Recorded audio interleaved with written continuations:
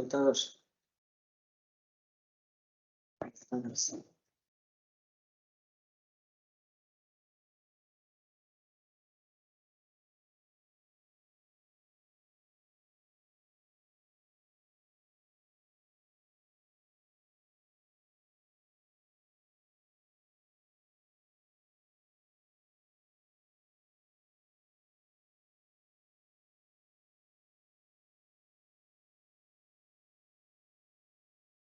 ¿Me oís, no? Sí. Muchas gracias, Julio. Vale, pues ya está grabando. Ahora le doy. Gracias, Alison, también. Y voy a compartir y empezamos. Bien. Estábamos analizando la lección referida a las funciones de la criminología y, si la memoria no me falla, habíamos terminado de explicar la primera de las funciones, que está referida a la explicación del delito. Entonces nos tocaba la segunda, que es la medición de la delincuencia. Aquí, medición de la delincuencia. Nos habíamos quedado ahí, habíamos introducido esta lección precisamente indicando que el mayor problema al que nos enfrentamos para medir la delincuencia es la cifra negra. La cifra negra no nos permite medir la delincuencia. Ya sabemos que la medición de la delincuencia es importantísima para poder conocer el fenómeno delictivo. No solamente por el hecho de querer conocerlo, sino para poder tomar las mejores decisiones para la lucha contra la criminalidad. Estas decisiones pues, pueden ser de control social formal, informal, preventivo, reactivo, cualquier tipo de decisiones de carácter político-criminal. Pero para ello pues, es importante saber a qué nos enfrentamos o a qué magnitud de delitos nos estamos enfrentando. Y la cifra negra no nos permite conocer esa magnitud, o al menos la magnitud real. Buenas. Hola, hola, muy buenas. Muy buenas, muy buenas.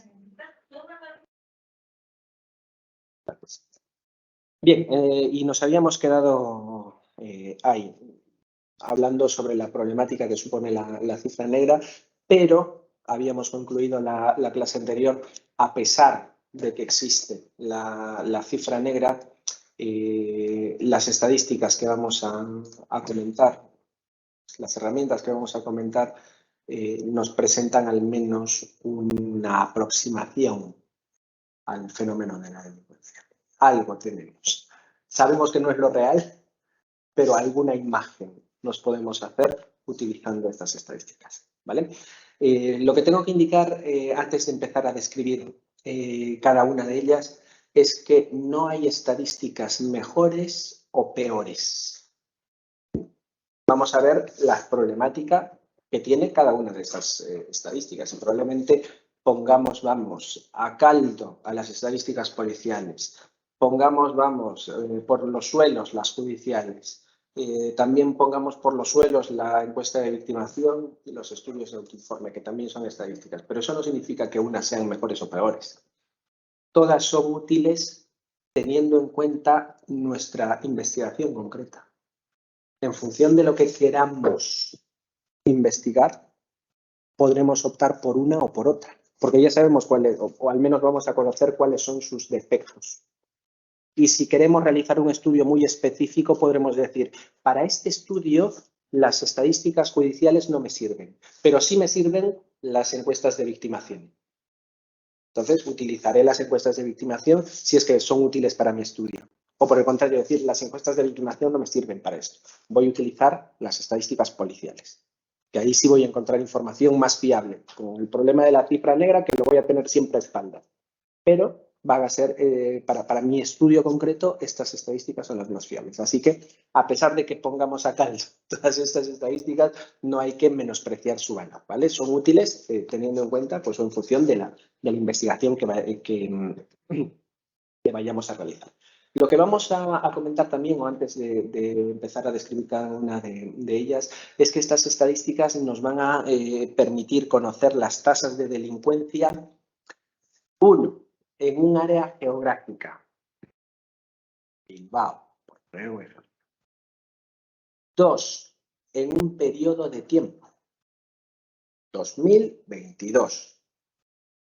Área geográfica, periodo de tiempo, y ello nos permite conocer la evolución. Porque podré comparar. En el 2022 el fenómeno fue de esta manera, en el 2021 fue de esta otra, en el 2020 de esta otra. Y encontraré un incremento, encontraré descensos, quizás me encuentre con una línea plana, eso significa que no ha habido modificaciones. Entonces, me permite conocer la evolución del fenómeno criminal concreto. Y ello me va a permitir varias cuestiones. Uno, me permite testar teorías. Las teorías que hemos comentado en clases anteriores, pues las podré testar. Aquellas teorías que hablaban sobre los delitos cometidos en barrios marginales. Pues puedo hacer un estudio sobre la delincuencia cometida en esos barrios, a ver cómo evoluciona, cómo inciden las modificaciones sociales, si se ha invertido en, por poner un ejemplo, en hoteles. ¿Eso ha cambiado la delincuencia que se comete en el barrio? En iluminación. Si simplemente se ha iluminado el barrio, ¿eso ha modificado la delincuencia? ¿Se cometen menos delitos? ¿Se cometen más delitos? ¿Qué tipo de delitos ahora se cometen? Si pongo una comisaría en medio del barrio, ¿cambia la delincuencia o no? Entonces me permite testar teorías, en primer lugar. Y en segundo lugar, también me permite extraer correlatos del delito. Hemos analizado 2 correlatos del delito. Hemos analizado, si recordáis, la edad y el sexo. Pero es que hay otros más. Podemos hablar de nacionalidad, podemos hablar de razas, podemos hablar de estrato social. No los hemos estudiado, pero también son otros correlatos del delito. O se puede realizar estudios sobre teniendo en cuenta esos factores. Siempre pensamos, cuando hablamos de condiciones económicas o de situación socioeconómica, pensamos en la delincuencia cometida por personas pues, empobrecidas. Pero también podemos realizar estudios sobre la condición económica del delincuente del cuello blanco. Entonces podemos analizar su situación económica y realizar distintas tipologías del delincuente de cuello blanco. Probablemente no encontremos delincuentes de cuello blanco con escasísimos recursos económicos. Encontraremos a delincuentes de cuello blanco que tienen mucho dinero, pero ¿todos serán millonarios? Pues probablemente no. El líder de una organización criminal de cuello blanco probablemente sea millonario, tenga muchísimo, millonario, millones, tenga millones, ¿no? en la cuenta o en paraísos o donde sea.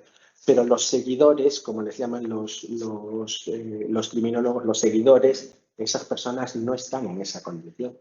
Se suele identificar como seguidores de delincuentes de cuello blanco a obreros, a los obreros modernos, abogados, contables, médicos. Esas personas no llegan a ganar millones, trabajan para el gran jefe, el Big Boss, ¿no? Entonces ganan bastante menos. Esto no quiere decir que ganan una cantidad irrisoria, ganan muchísimo, pero no llegan a esos niveles de enriquecimiento como puede llegar un delincuente de cuello blanco. Así que me permite identificar, o las estadísticas me permiten identificar y testar pues, otros correlatos del delito que no hemos estudiado en esta asignatura, pero que existen y que no debemos perderlos de vista. En consecuencia, las estadísticas van a aportar información tremendamente útil para la política criminal y para el derecho penal. Ya hemos comentado en otra lección qué es la política criminal y qué es el derecho penal. Son cosas distintas. La política criminal se puede realizar como actividad del Estado. El Estado realiza política criminal, el gobierno realiza política criminal, en el Congreso se realiza política criminal, se toman decisiones de política criminal. La ley de solo sí en sí es una decisión de política criminal para luchar contra un fenómeno delictivo con unas herramientas que se creen que son las más adecuadas. Uno podrá estar de acuerdo o en desacuerdo, pero es una decisión de política criminal. Entonces, las estadísticas aportan información a quienes toman las decisiones de política criminal. Y también a quienes investigan, a los científicos o a los docentes, a la academia, para que se valore si esas respuestas son apropiadas o no son apropiadas. Pero bueno, al final de cuentas, quienes toman las decisiones no están en las universidades, están en el Congreso. Bien. ¿Cuáles son estas estadísticas? Vamos a tener, por un lado, a las estadísticas oficiales. Ahora sí ya empezamos a hablar de cada una. Vamos a tener, por un lado, las estadísticas oficiales.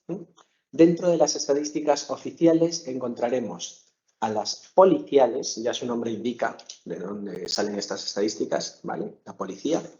Por otro lado, tendremos a las estadísticas judiciales, también, el nombre ya lo dice todo, de dónde sale.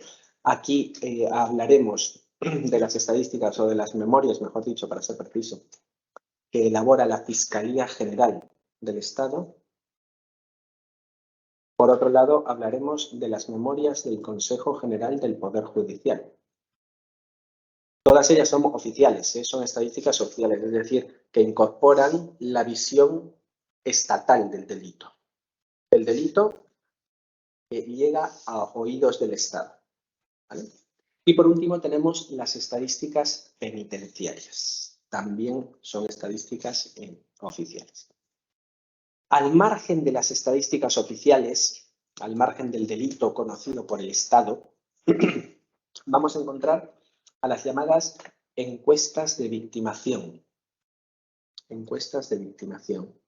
Estos son estudios realizados sobre las víctimas de los delitos, sobre potenciales víctimas de delitos. Y por último, hablaremos de los estudios de autoinforme. Fijaros, su nombre ya lo dice todo. Estudio de autoinforme. Le preguntaremos a las personas que han delinquido o a las personas que creen no haber delinquido a ver si han cometido algún delito. Porque quizás hemos realizado una conducta que creíamos legal y resultó que no era legal. Que tomamos conocimiento pues a posteriori. Esto lo vais a estudiar además en Fundamentos del Derecho Penal. No sé si ya habéis terminado, ¿no? esa asignatura, ¿no? El error de prohibición. ¿Lo habéis comentado? El error de prohibición, el desconocimiento de la antijuridicidad de la conducta. Pues claro, puede haber personas que no sepan que su conducta era ilícita, ¿no? Entonces los estudios de autoinforme se realizan sobre personas que saben que han delinquido, pero también sobre personas que piensan que no han delinquido. Quizás han cometido un delito. Vale, entonces esas son las estadísticas. Todas estas herramientas van a contemplar o van a analizar el delito desde distintos puntos de vista. Ya lo hemos mencionado, desde el punto de vista de la policía. ¿Cómo es el delito desde el punto de vista de la policía? ¿Cómo es el delito desde el punto de vista de la fiscalía? Fijaros que la fiscalía tiene la función de perseguir el delito. Entonces, la fiscalía quizás en principio tenga una mirada o pueda tener una mirada bastante flexible sobre qué es el delito, bastante más amplia sobre qué es el delito. El Consejo General del Poder Judicial quizás tenga una visión un poco más estrecha.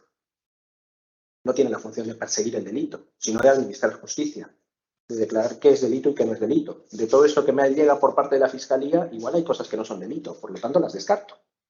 Entonces, la visión del delito también se matiza. Por último, las penitenciarias. Pues vamos a ver cómo ven instituciones penitenciarias el delito. ¿Qué les llega a los centros penitenciarios? ¿Qué tipo de delitos cometen las personas que están ingresadas en los centros penitenciarios?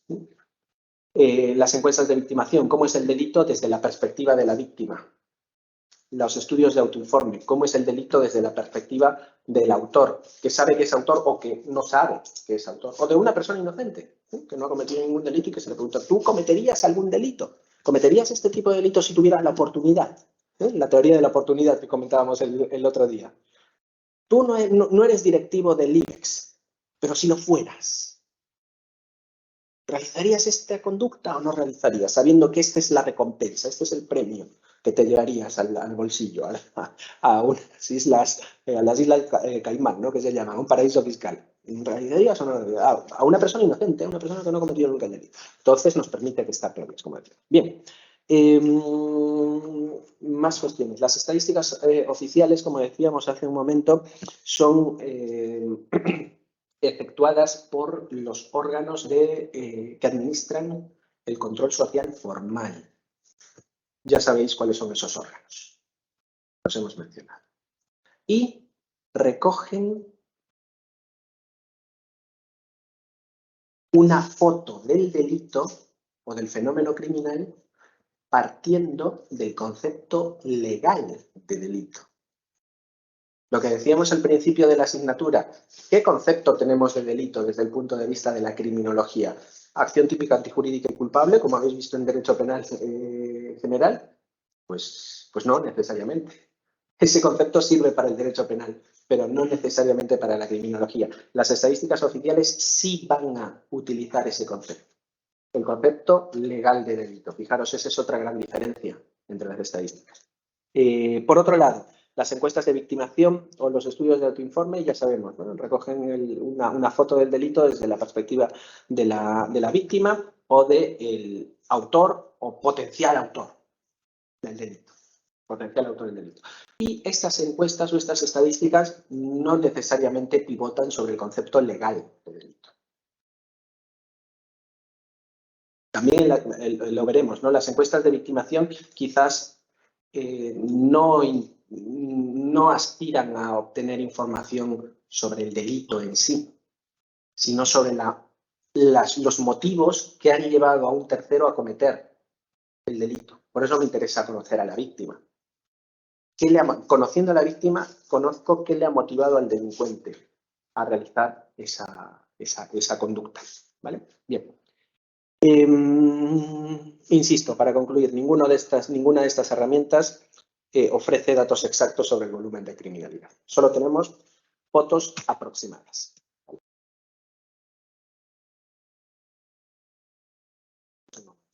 Bien, hablemos entonces de las estadísticas oficiales. Lo primero, las estadísticas oficiales.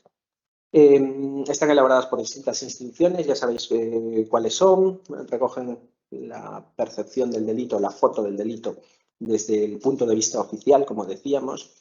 Hay algunos problemas, los más relevantes en relación con este tipo de estadísticas es que se cuestiona su imparcialidad. Sutherland, a quien ya he citado en varias ocasiones y a quien estudiaréis en muchas de las asignaturas del grado, llegaba a indicar que son las menos fiables de todas las estadísticas. Decía Sutherland, esas estadísticas, vamos, no hay que tener ninguna confianza. ¿Por qué lo decía Sutherland? También lo estudiaréis más adelante. Porque las estadísticas oficiales se basan en el concepto legal de delito, lo que está tipificado en el Código Penal. Y Sutherland tenía una idea distinta. Decía que el delito es muchísimo más amplio. Hay delitos que no están castigados, decía Sutherland. Pues por presiones, por política o por lo que sea. Esas estadísticas no van a recoger esos delitos. Por lo tanto, no me puedo fiar de esas estadísticas. Él tenía sus motivos, él tenía sus razones para decir eso. Por ejemplo, la delincuencia de los poderosos no se mide. O es difícil medirla. ¿Por qué? Porque sus conductas no están criminalizadas. Decíamos el otro día que el derecho penal, esto lo dijo el presidente del Consejo General del Poder Judicial, el anterior presidente del Consejo General del Poder Judicial. El derecho penal actual, el derecho penal español, es un derecho penal para robagallinas, pero no para el poderoso. Literal, textualmente. Entonces, pues esto no mide la delincuencia del poderoso porque no se criminaliza sus conductas. Entonces no puedo, no son útiles. ¿Cómo? Sí, esto ha cambiado, ha evolucionado. Sutherland es de los 70 del siglo pasado. 1970 del siglo pasado. Claro, la cosa ha cambiado, sí. Pero ha empezado a cambiar recientemente. También hay que decirlo. El delito de financiación ilegal de partidos políticos, yo me voy a confundir por un año. No sé si fue incorporado en el 2011 o en el 2012. Hace nada. Los delitos de estafa en los mercados de valores. Fue incorporado en el Código Penal después de la crisis de 2008. O sea, hemos tenido que pasar ese tipo de situaciones dramáticas para que el legislador diga, pues voy a castigar estas conductas. Antes no estaba. No estamos hablando del siglo pasado, ¿eh? Estamos hablando de este siglo, de hace nada. Entre comillas, hace nada, 20 años o 20 años, pero, o 10, 15 años, no 15 años, pero vamos, hace relativamente nada. Y sí, la delincuencia económica, la delincuencia socioeconómica es un tipo de delincuencia relativamente moderna. Antes de estos fenómenos, el único tipo de delincuencia que teníamos, económica, reconocida, era el tradicional robo, el hurto y la estafa. ¿Y quién comete un robo y un hurto? No el poderoso. Nuevamente el robagallinas. Entonces, sí, hemos tenido un cambio criticado por un sector del derecho penal, porque también ya lo habéis estudiado en parte general, ¿no? El derecho penal debe ser la última ratio, solo hay que castigar las conductas más intolerables para la convivencia pacífica. No hay que expandir el derecho penal, hay que contenerlo, hay que reducirlo. Pero el castigo de la delincuencia económica implica todo lo contrario a reducir el derecho penal, implica una expansión del derecho penal, implica que el derecho penal ponga el pie donde antes no lo ponía. Entonces es una discusión bastante interesante desde el punto de vista político-criminal, desde el punto de vista dogmático, es bastante interesante. Vale, pues bien, entonces, eso es lo que decía Sutherland, ¿no? Por otro lado, otra de las grandes críticas que se realizan a las estadísticas oficiales es que solo recogen datos respecto de los delitos denunciados. Claro, las policiales recogen datos de lo que le llega a la policía. Si yo voy a la policía y pongo una denuncia, ese dato se va a recoger. Pero no si me callo. Y hay muchos delitos que no se denuncian. No sabemos cuántos, pero hay muchos delitos que no se denuncian. Entonces, ese es otro de los grandes problemas por los que se dice que estas estadísticas no son fiables, ¿no? Por otro lado, también esto ha variado con el tiempo, pero Sutherland indicaba. La elaboración de estas estadísticas responde a demandas sociales y a intereses políticos. Entonces, habrá determinados momentos en los que nos interese medir determinado fenómeno criminal. Pongo un ejemplo, delitos sexuales, pues los vamos a medir. Violencia de género, los vamos a medir. La sociedad española está concernida, está preocupada por ese fenómeno criminal. Vamos a emprender la medición de los delitos cometidos por motivos machistas. Pero medimos la delincuencia económica. Vuelvo con Sutherland. Tenemos estudios tan elaborados como los tenemos con los delitos sexuales sobre el otro tipo de delincuencia, otros tipos de delincuencia. Pues probablemente no. Al menos no existe un interés tan relevante por parte del Estado para medir ese tipo de delitos. Por otro lado, también se dice falta supervisión y control. Claro, son las propias agencias las que realizan estas estadísticas. No están sometidas al escrutinio de personas expertas, por ejemplo, en medición de delito por parte de criminólogos especializados en estudios estadísticos. ¿Quién vigila que todo esto se esté haciendo bien? Porque quizás se tiene la mejor de las voluntades en tomar nota, voy a tomar la nota de estos delitos de la mejor manera posible, pero esté fallando en los resultados, no esté calculando bien o no esté elaborando bien las estadísticas. Esto nadie lo supervisa, nadie lo controla, más que pues, las estadísticas policiales, los policías, las judiciales, pues, bien en el ámbito de la Fiscalía General del Estado, bien en el Consejo General del Poder Judicial.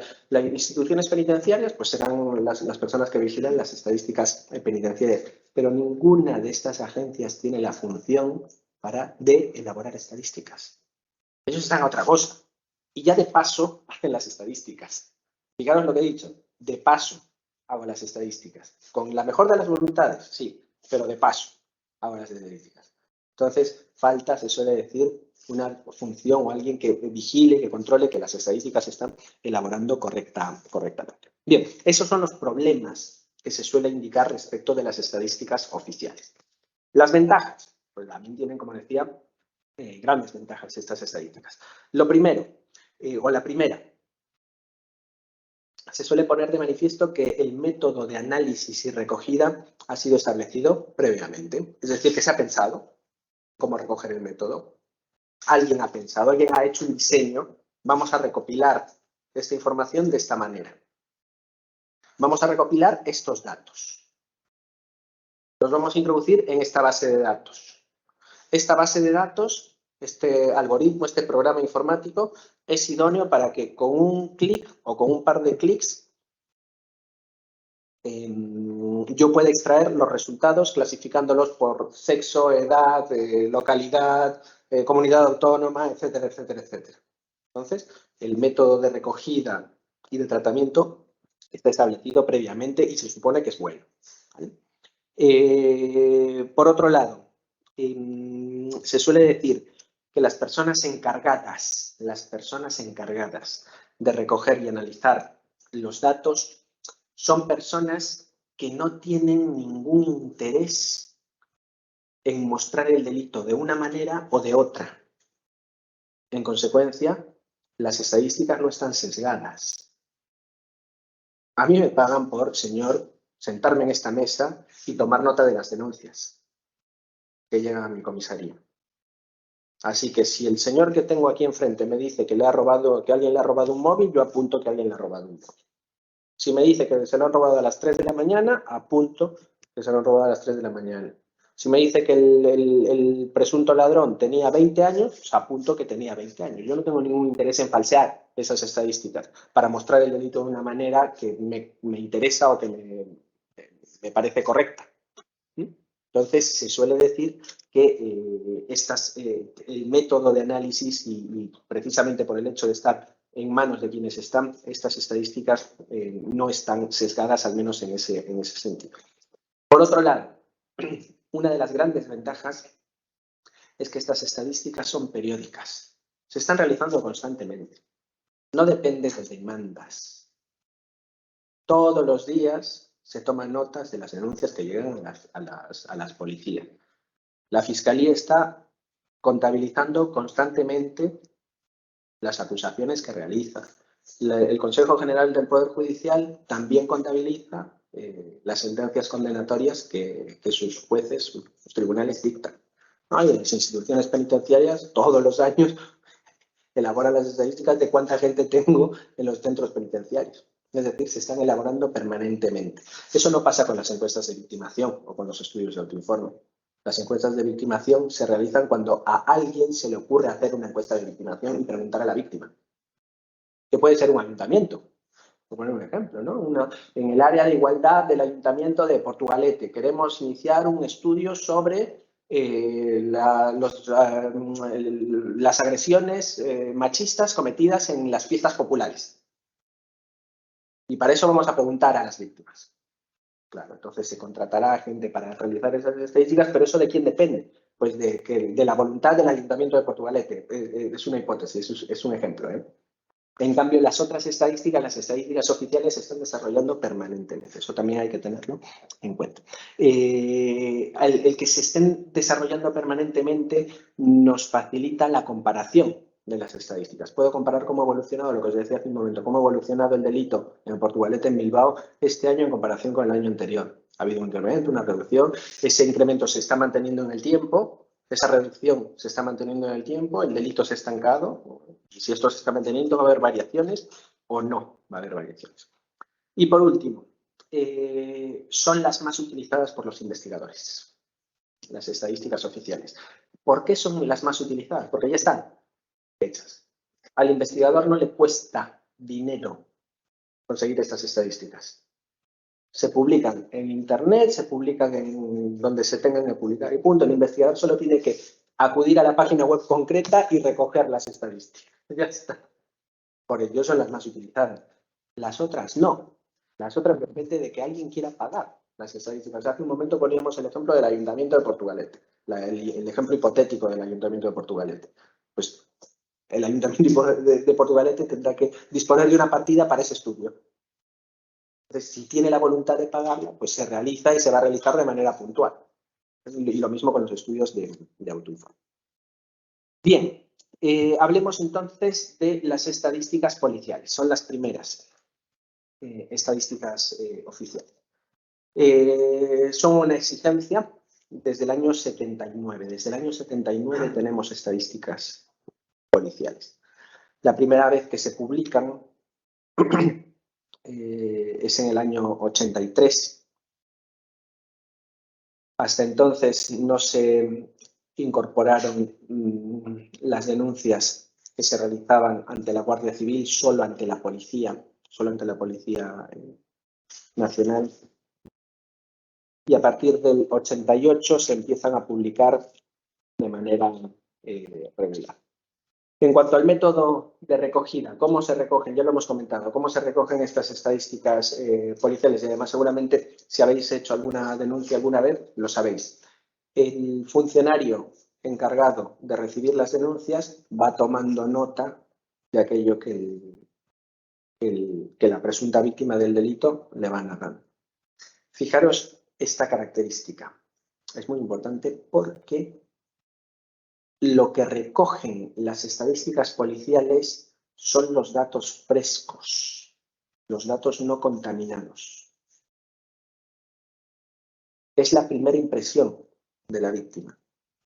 Me ha pasado esto, me han hecho esto, me han robado esto, me han dado este golpe, me han agredido. Son los datos de primera mano. Y ahí radica una de sus grandes ventajas.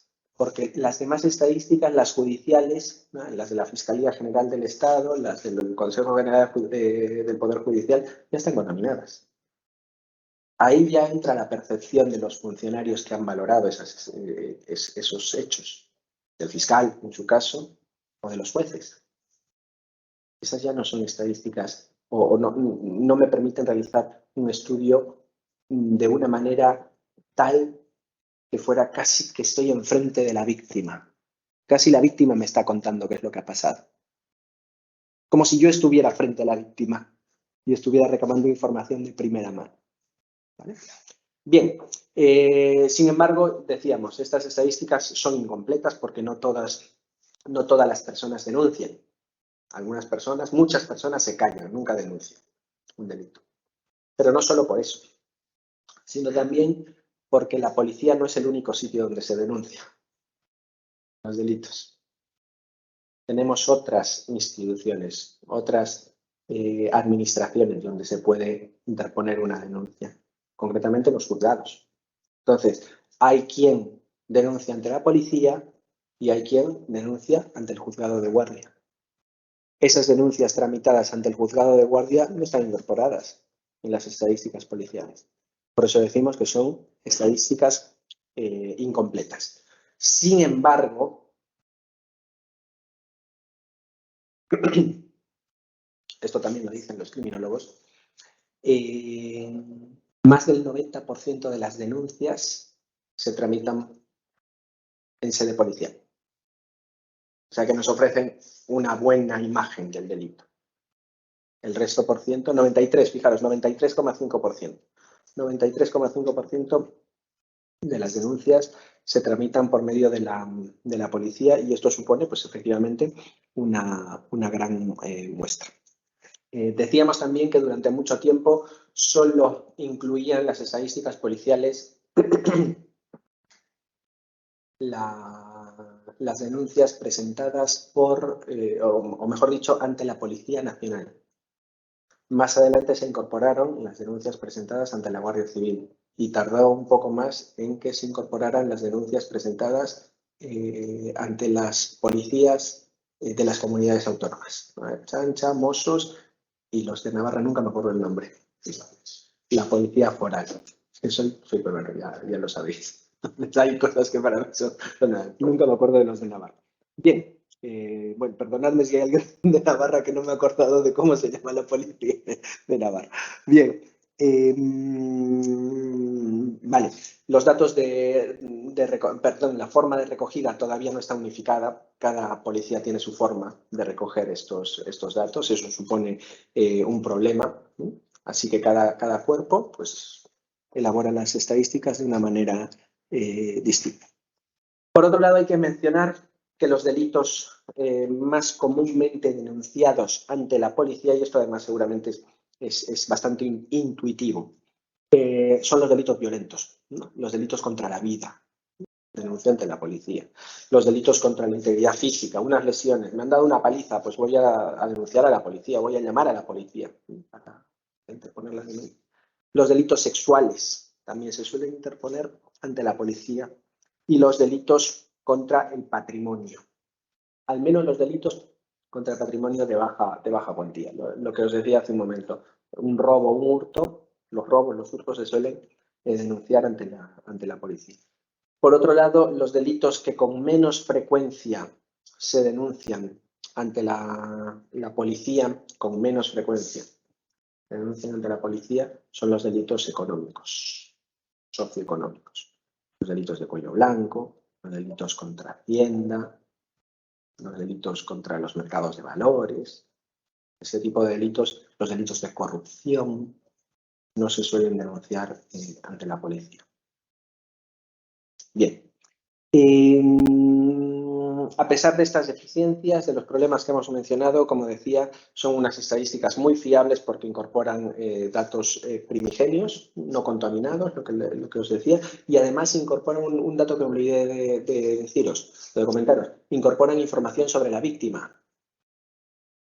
Acude Pepito Los Palotes, sexo masculino, edad 41 años. Ya sé cuál es la víctima. Es que no solo sé cuál es el delito que se ha cometido, ya sé qué perfil tiene la víctima.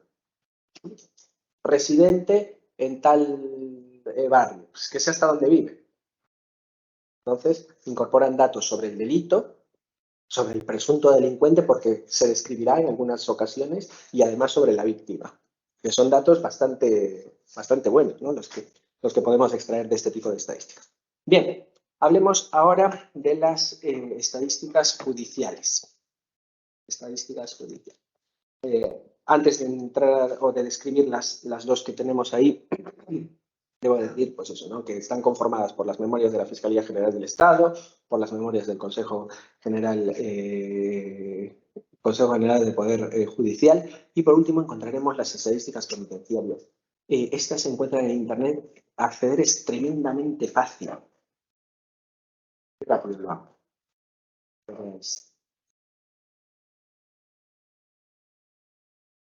INE.es, la página web.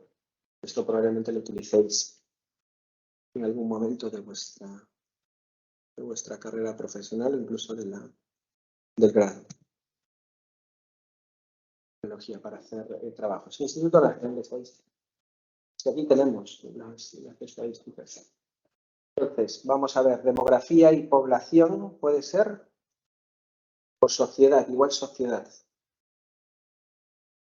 Seguridad y justicia. Fijaros. Lo tenemos todo aquí. Todo está informatizado. Así que aquí podéis buscar pues, lo que queráis. Estadísticas de condenados, pues hombres, mujeres. Pues. Incluso os da gráficos sobre la evolución. O sea que esta es una herramienta bastante potente, ¿vale? Para poder extraer información de ella. Bien, las primeras estadísticas judiciales se elaboran en 1859. Fueron elaboradas por la Fiscalía del Tribunal Supremo. Por otro lado, se trata de estadísticas que presentan una gran dificultad porque presentan números muy, pero muy elevados sobre la delincuencia en comparación con las que presentan las estadísticas policiales. Es decir, no se corresponden los números que salen de las estadísticas policiales con los números que salen de las estadísticas judiciales. Los números de las estadísticas judiciales son más del doble, más del doble. Esto se debe a un problema en la recogida y en el tratamiento de los datos. Y es que las estadísticas judiciales duplican la información. Cada vez que hay algún movimiento de particular importancia, por ejemplo, llega una denuncia al juzgado de guardia, se toma nota de esa denuncia y cuando se remite el expediente al juzgado correspondiente, al juzgado competente, ese otro juzgado, pongo un ejemplo, violencia de género, vuelve a tomar nota sobre esa denuncia. Entonces, del mismo hecho, tengo datos duplicados. Por esa razón, las estadísticas judiciales presentan esa problemática, claro. Claro, es una de las grandes críticas. O si no, cuando un juzgado se inhibe en favor de otro, me ha llegado esta denuncia, pero yo no soy competente. Es competente el juzgado de violencia de género. Ha llegado al juzgado penal, pero es competente el de violencia de género. Así que, juzgado de violencia de género, aquí te dejo esta denuncia para que la tramites tú. Se vuelve a duplicar el dato. Entonces, ese problema hay que tenerlo en cuenta. Bien. La doctrina destaca que este tipo de estadísticas han perdido la inmediatez que tienen las estadísticas policiales, es decir, que los datos ya están contaminados. Aquí ya se va a empezar a recoger no la opinión de la víctima, no el relato de la víctima, sino, pues, o bien la opinión de la Fiscalía o bien la opinión de los tribunales respecto del hecho. Así que han perdido la inmediatez. Hablemos ahora sí un poco de las memorias de la Fiscalía General del Estado. Estas memorias recogen las diligencias previas abiertas en los juzgados. Se suele criticar la fiabilidad de estos datos diciendo que no se recoge el índice real de la delincuencia y la propia Fiscalía ha reconocido este hecho y lo ha dejado por escrito. Es decir, la Fiscalía deja por constancia de que no se deberían utilizar estas estadísticas para realizar estudios de medición de la delincuencia, a no ser que nos interese, por alguna razón, ¿no? Pero la Fiscalía reconoce que no son fiables. No existe un programa informático uniforme en todas las fiscalías, cada fiscalía trabaja con su propio programa informático, por lo tanto, si es que hay un programa informático por cada fiscalía, también hay una serie de casillas para introducir los datos, no en todas se recoge de manera uniforme, no se utiliza el mismo criterio en la introducción de los datos. Los procedimientos de recogida y análisis tampoco están unificados. Por último, no proporcionan información sobre la calificación del delito, sino sobre la clase, el tipo general del delito. Por ejemplo, delito contra la vida. Pero, ¿qué tipo de delito contra la vida? Hay muchos delitos contra la vida. Este es el homicidio del tipo básico, este es el homicidio del tipo agravado, este es el asesinato, este es el asesinato hiperagravado, están los delitos de inducción y cooperación al suicidio, están los homicidios imprudentes, están los delitos de aborto. ¿De qué tipo de delito estamos hablando? Porque no es lo mismo valorar los delitos de aborto que un delito contra la vida. Y si quiero saber la inducción y la participación en el suicidio, es que no tengo manera de saber, si no incorpora datos generales, ¿no? En resumen, adolecen de la metodología adecuada para alcanzar precisión científica. Por eso, la propia Fiscalía confiesa que no son datos fiables. Las siguientes son las memorias del Consejo General del Poder Judicial. Yo cuando estaba haciendo la tesis intenté investigar en estas memorias y no conseguí datos. Terminé utilizando la web del INE, pero bueno. Las memorias del Consejo General del Poder Judicial recogen los asuntos ingresados en todas las jurisdicciones. Se va a realizar un análisis pormenorizado en cada una de las jurisdicciones y, al final de cuentas, el resultado que obtendremos será el número de sentencias dictadas y condenas impuestas. Sentencias dictadas y condenas impuestas. ¿Qué es lo que pasa con estas estadísticas? Tienen al menos dos grandes problemas. La primera, que el que no se haya condenado a una persona no significa que esa persona no haya cometido el delito. Significa que el Estado no puede enervar la presunción de inocencia de esa persona. Toda persona es inocente hasta que no se pruebe lo contrario. Por lo tanto, no podemos reconocer, no podemos atribuir la responsabilidad penal a esa persona porque no he conseguido probar lo contrario. Pero eso no significa que no haya cometido el delito. Quizás lo ha cometido, pero la Fiscalía no ha tenido las herramientas suficientes para probar que sí lo ha hecho. Entonces, como recogen las sentencias condenatorias únicamente, nos quedamos sin esa imagen respecto de los delitos que realmente se han cometido. No lo sabemos. A nivel social, evidentemente, no le podemos hacer nada a una persona que ha sido absuelta. Ha sido absuelta por un tribunal. Por lo tanto, esa persona es inocente. Pero a los criminólogos ese dato no nos sirve. Lo que queremos saber es si se ha cometido el delito realmente o no se ha cometido el delito realmente. Entonces, ese es el primer gran problema de las memorias del Consejo General del Poder Judicial. El segundo gran problema es que contabilizan únicamente el hecho delictivo y no el número de personas que han intervenido en la comisión del hecho delictivo. Es decir, sabré que se ha cometido un homicidio, por poner un ejemplo.